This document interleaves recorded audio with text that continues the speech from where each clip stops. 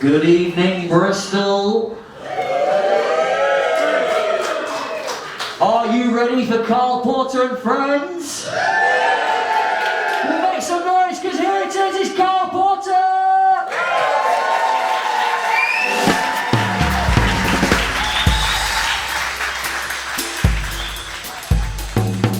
I do a goal celebration in slow motion. Do you want to see that? There's a video circulating online right now of a British comedian named Karl Porter.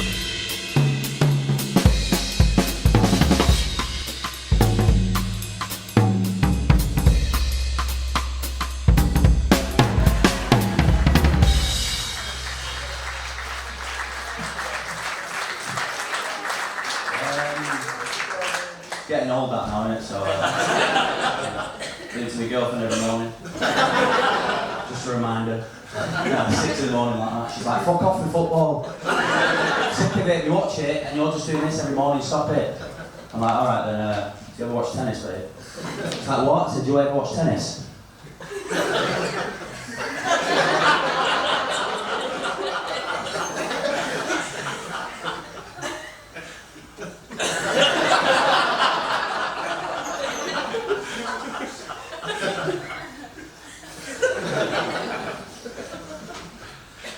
That's the umpire.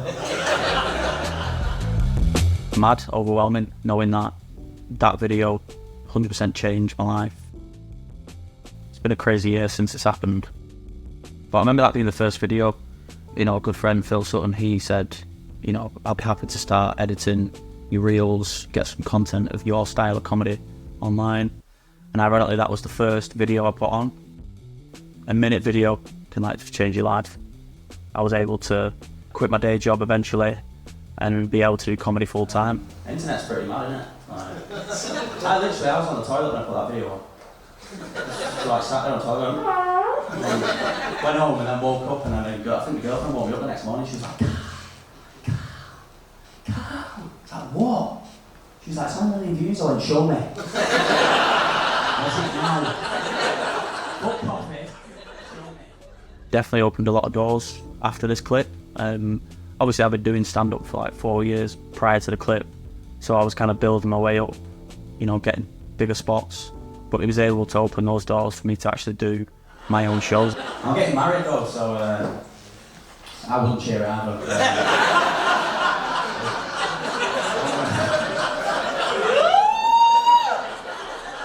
I'm gonna walk down the aisle in slow motion. Really pissed her off. To be fair, I'm meant to be there first, and she'll get there and she'll go, where the fuck is it? I don't know where he is, and I'll just appear like that.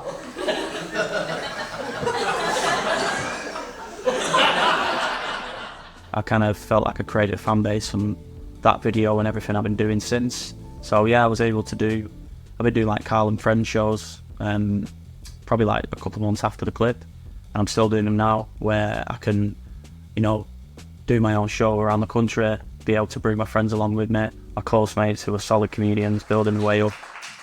Hello. Hello. I'm Karl's friend. I don't do stand-up. Alright, come along, I'm a bus driver.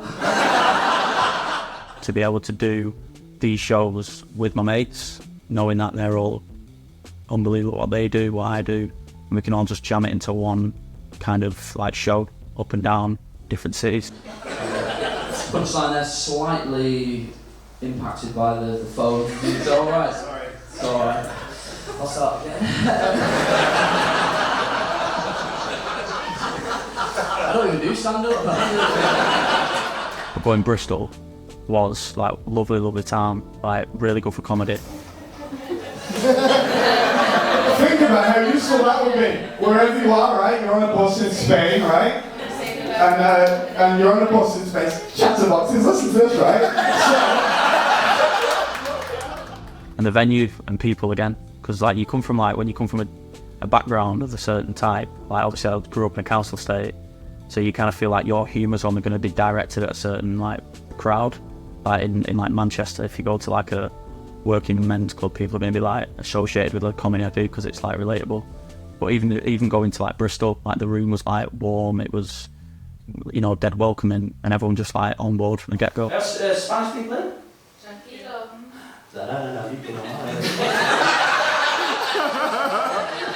Rope my ribs. La Davito matará si Víctor matas. Amigo. Whereabouts in Spain, bro? I'm from Wales. From Wales. I know one phrase. Tranquilo, calm down.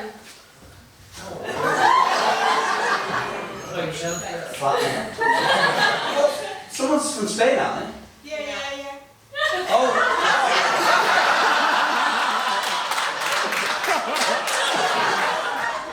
I feel like my strong connection to my fan base is football content, even if it's sports as well. So I've been doing a lot of sketches.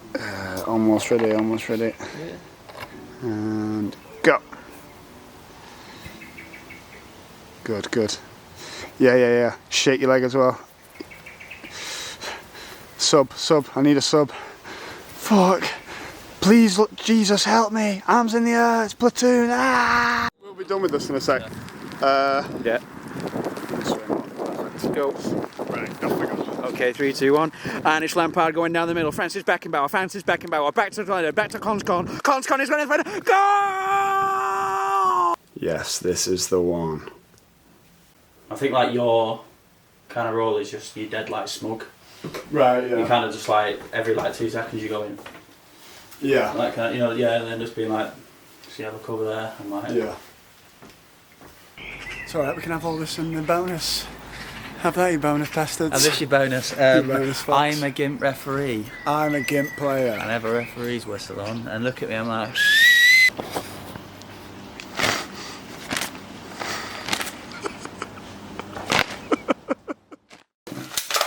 Thanks. Right. So I feel like if it's different things, then people are going to be like, oh, that's that guy. So they're not just seeing a certain style where they're just like, oh, is this all they can do? Which, you know, it doesn't faze me, but it is still cool to keep the gas in the tank, to keep going, doing more content, keeping, you know, relatable, you know, to my fan base and keep supporting me. So yeah, it's cool. Any other fans in? Chelsea. Oh, that was a mad win last night, that wasn't it? Man United fans just went, fucking hell, I wish Scholes was back.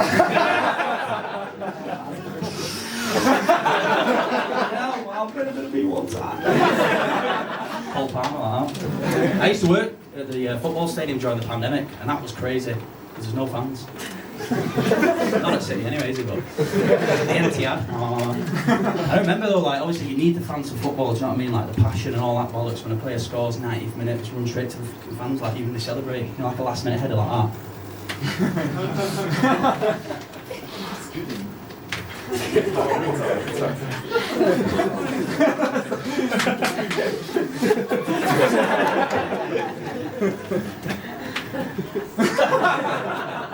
No one ever lied, they still did that when there were no fans. No one there. Just me sweeping up going, City! City! Etihad.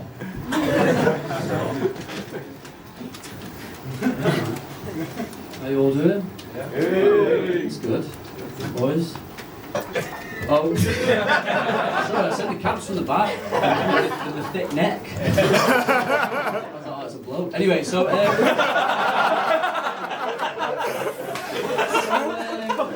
if you sing us, I'll go out. Anyway,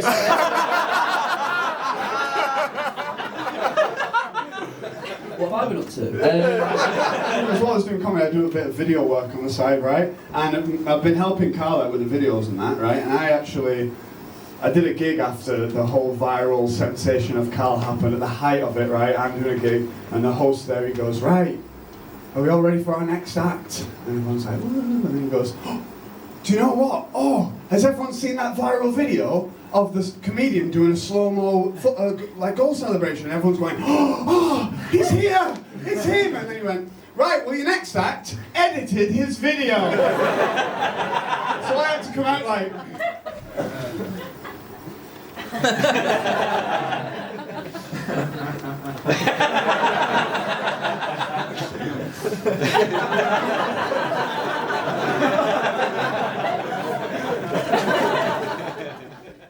London, that was pretty mad because Phill, bless him, he drove there non-stop. It was like 5, nearly 6 hours straight there, no pit stops, no Mackies. And once we got to London, because obviously like everyone knows getting into London is probably like an hour itself from out of town. So parked up, got to the hotel, checked in, and then we had 20 minutes to get to the venue and instantly just get the show rolling. Do you know what I mean? No sit downs, no coffee, no chatting about the order, like what songs everyone's coming out to. It was just like we had to know all that stuff before. And then the best thing about it for me, obviously, that particular night, Kevin Bridges, who's a legend of comedy, he was doing his work in progress shows either side of Karl and Friends show, so I was kind of like in the middle of Kevin Bridges' shows, which is like pretty insane because, again, you know, he's one of my, you know, kind of people I look up to growing up watching comedy. And, you know, I remember coming off stage like after the show, went into the green room and he was sat in there, and I remember him just looking at me going, the manager stuff, it's great, absolutely great. And I was just like, it's Kevin, innit? Sound. So to top it off and have like someone that calibre of comedy like just there doing his show and then being a bit starstruck, it was a proper sick way to top off the night. And then went out in London after that and had a good time with the boys. It was class. I love the international football. I love when they do the camera shot and with the players. The players got to keep straight face, haven't they, like that? Must have been annoying for the cameraman though, you know when they had like short players in like Wayne Rooney. You have to adjust the camera right now. That camera looks heavy, doesn't it? You know what I mean? It's like loving, loving, loving.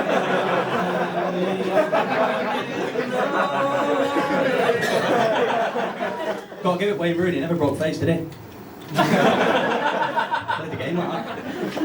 I did that last week at a gig, that bit, and some guy at the back stood up and went, don't you know the words? Sing it now.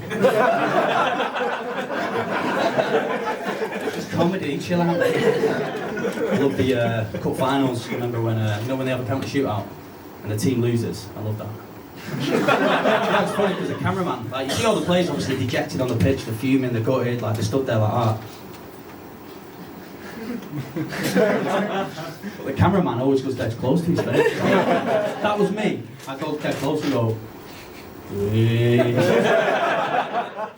unlucky. That was your fault, you know. Trying to miss that penalty, should you? Fuck off!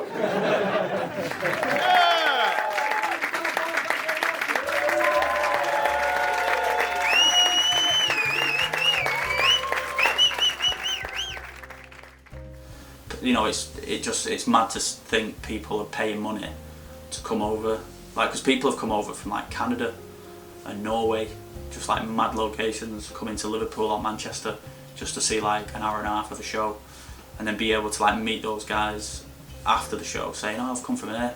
But people coming to the shows regardless where they're coming from, it means a lot, and it's, you know, it's just like mad to think people are paying money to watch you and your kind of content. So yeah, it's amazing. But I think like once the show finished, obviously you kind of see the crowd because you've got to go through the crowd. And then I saw these like 3 guys and they were with the dad and they were like, yeah, we've come all the way from Canada like to watch you because like we've seen what happened last year. And like that was just a moment where I was just like, I live in an attic flat in the northwest of England, and to see people coming from like the other side of the world to see you, it's just like, I think I was just like, afterwards people going, that was a good show that mate, that was great, but I was just going, I come from Canada. Did you come from Canada? It wasn't me, you know. Lowry Theatre, mate.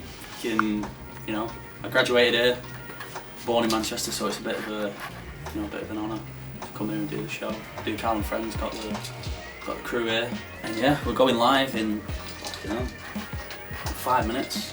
So, shit. No matter what, baby, I'll sit that into you because they don't sell out. City fans like that, fuck off with treble winners, man. Won everything, mate. Premier League, Champions League, FA Cup, Wimbledon, Formula 1. Oh, mate. And what?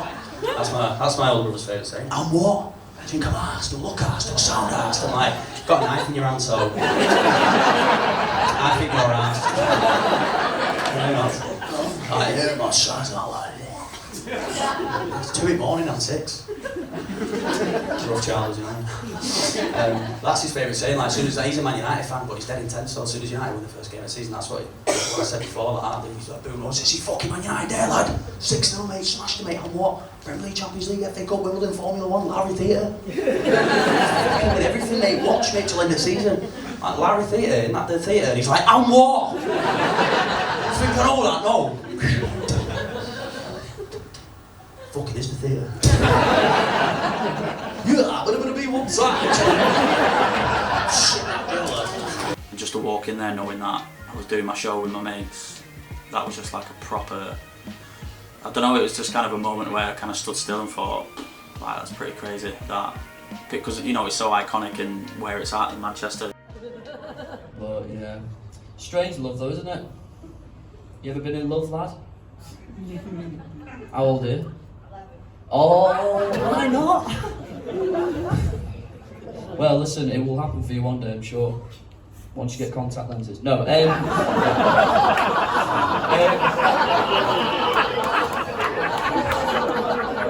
picking on an 11-year-old boy. So many adults here with great lives that I would... He's never gonna... So, listen. I love you. So I took her back to mine and I was on my bed with her kissing her and that. Yeah, one day. And kissing her and that, yeah. And start taking notes here. So I was kissing her and lifted up the skirt. She had no underwear on. So I thought, I know what that means. Do you know what I mean? She's obviously shat herself. So to take a show there, be backstage, go and see what the theatre's like itself before it fills up, and then coming out to the crowd, that was probably out of all the shows was like definitely the best one, because it went mint, it was sick, everyone smashed it, including me. No, but it was just like to see people fill it out and be there, you know, from your hometown is pretty special. Do we all know who Gary Neville is? I did an impression of Gary Neville. I never watched the 2012 Champions League semi-finals where he made an orgasm noise like that. That is my recommendation on YouTube. As soon as the goal went in, Gary Neville went, I think Torres scored. Gary Neville went, "It's Torres!"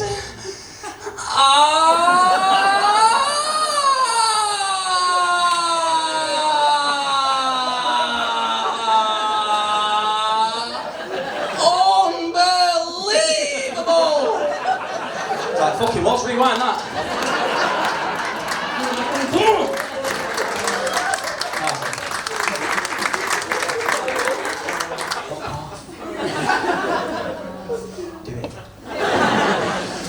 I'll leave you shortly. You've been absolutely fucking fantastic, honestly. Thank you so much for coming out. I always say, you know, it's all about the consistency, the ability to shine, progress, and really go forward, not just as a comedian, you know, as a performer. Listen, you've been absolutely fucking fantastic. Give it up for all the action scenes.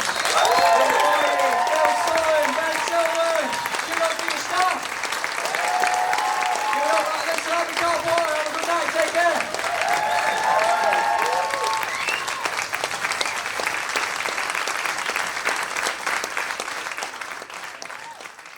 Did you kind of, in the back of your mind, always know that this would happen?